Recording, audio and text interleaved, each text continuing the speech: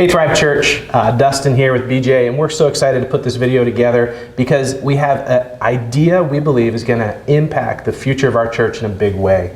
At Thrive Church, we look at what the Bible says, and then we say, how can we do that? About a month ago, we talked about a passage in Luke chapter 10 where Jesus sent out 72 people. And he said, I want you to go ahead of me into every town I'm about to go into, to every community I'm about to go into, to every neighborhood. And I want you to go to those places ahead of me, and I want you to start getting people ready for me when I come. And so they went out in pairs, and they got to heal people, and they got to cast demons out, and they got to do things that were incredible. They came back to Jesus with joy. And they said, Jesus, man, we got to do so much. We got to tell people you were coming. We got to heal people. We got to be a part of that community. They lived there. They stayed in houses there. They invested their lives and their relationships there.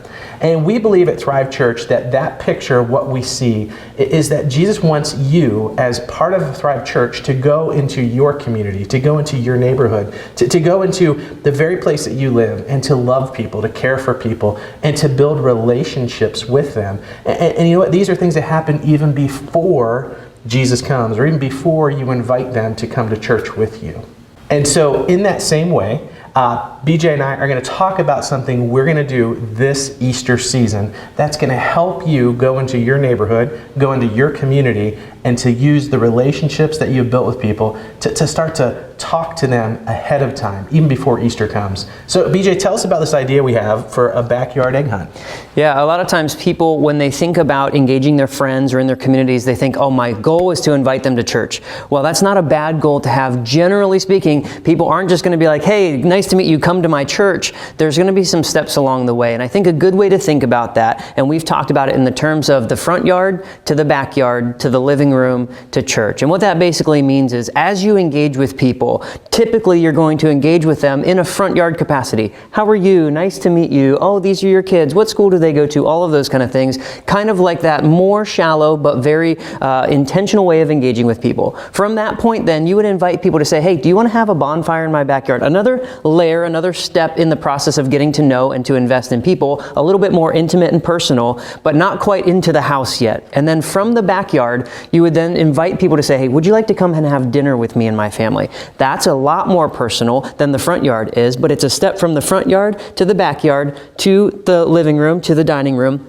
And then you have those conversations with people about engaging with church and who they are. And so this idea that we're going to share with you about backyard egg hunts, it's called Backyard Intentionally, is the idea of people that you know already, friends, neighbors, coworkers, you're inviting them to come into your backyard to do an egg hunt with you to intentionally invest in them. And so the idea of a backyard egg hunt would look something like this. You'd identify people that you already know, friends, neighbors, schoolmates for your kids at school, and you would begin to pray and say, God, who are the people that you've already put in my life that I can be intentional about investing in just one step further than I have already? You would then invite those people to an event at your house that you would just say, hey, do you want to get together with me and my family and do an egg hunt in our backyard? You would prepare the details for that ahead of time. You would let them know, hey, we're going to do it on this day. We're going to do it here. We're going to have all of this kind of elements to it. Would you love to come and invite? You can invite it via text. You can call. You can do all those kind of things.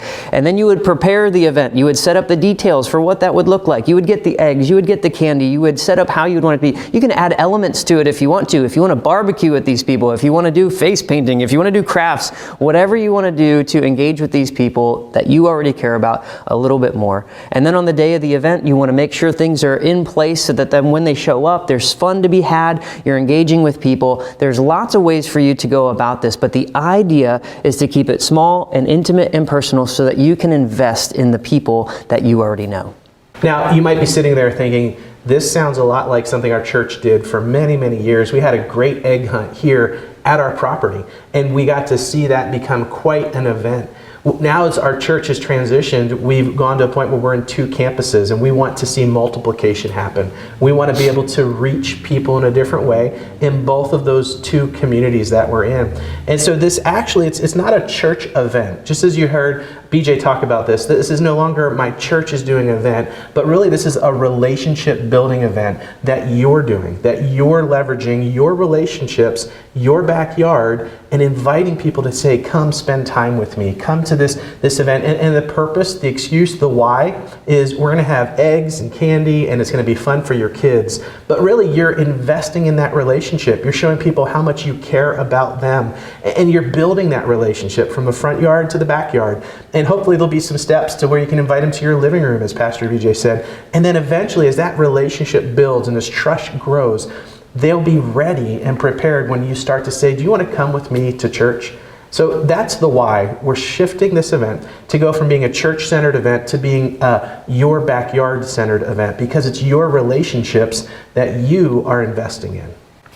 And something that's going to make this really successful is that you're going to be intentional about the conversations you have, about investing in the people that you invite. We really believe that smaller is better when it comes to this, not to make this something that your whole entire neighborhood is doing. Why? Because then you will sacrifice the intimate and the personal side of it that we really want to see happen at these egg hunts in your backyard. And so keys to this will be to keep it small, to keep it personal, to be very intentional about it, to queue up some conversation pieces with people. Maybe you can talk about church if that relationship's ready for that or not, but really it's an intentional step from being in the front yard to the backyard, and a step closer to engaging them in faith, engaging them in conversation, and caring and investing about those people. All right, a couple of questions that you might have about this event, Dustin. What should I do if I don't have a good yard for an egg hunt at my house? That's a good question, because we know everybody comes from a different place as they come into Thrive. And so maybe you might be sitting here thinking like, well, I don't have a backyard, or I don't have a good backyard. Or so maybe you got to put on your creative hat and think about where else could we go if you're going to host an event. Or maybe you know somebody who says, man, I have friends and I want to do this event. You have a great backyard. Could I bring my event to your backyard? Would you be willing to partner with me? And at Thrive Church, we say we're better together. And so maybe you're putting on your planning hat and you think, how can I try to make this event happen? And so it could be at a park. You could rent a pavilion. It could be at somebody else's backyard. Or there's a lot of other ways. You could even do an indoor egg hunt, I guess. Oh, man. You could get creative. Yeah. So feel free to get creative, because the purpose isn't where to hide the eggs. The purpose is how to invest in the relationship.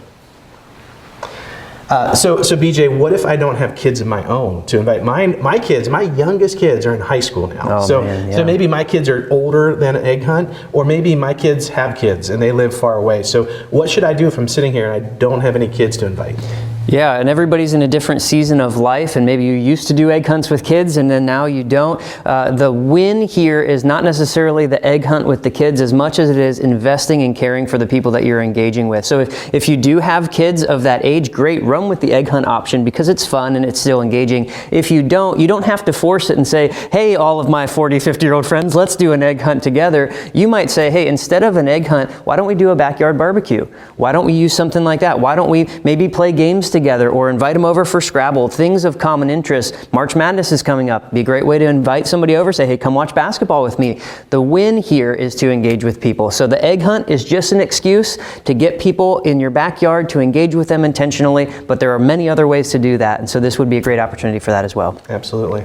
And so I guess the question then too at the end of this, is the goal to invite my friends to come to church, or is there another reason why we're doing this? Sure, and it's a great question. And eventually, we would love for you to leverage all of your relationships to a place where maybe God does allow you to invest in them and make an impact, and we see them be a part of Thrive Church down the road. But we also recognize some people aren't ready to come to church yet, or you haven't invested in that relationship yet enough for them to either trust you or be open or be willing to ask you those deep questions. And so this is really like pre-work. This is like going out ahead of time, investing in that relationship, creating a reason to gather together and having fun and caring and loving with them all the same while you just build that relationship. And as we pray for our three people, this is a chance that we get to pray for them, we get to build in that relationship, we get to invest in them. And our hope and our goal is eventually, but we also know that, sometimes every person has a different story about how God drew them to himself.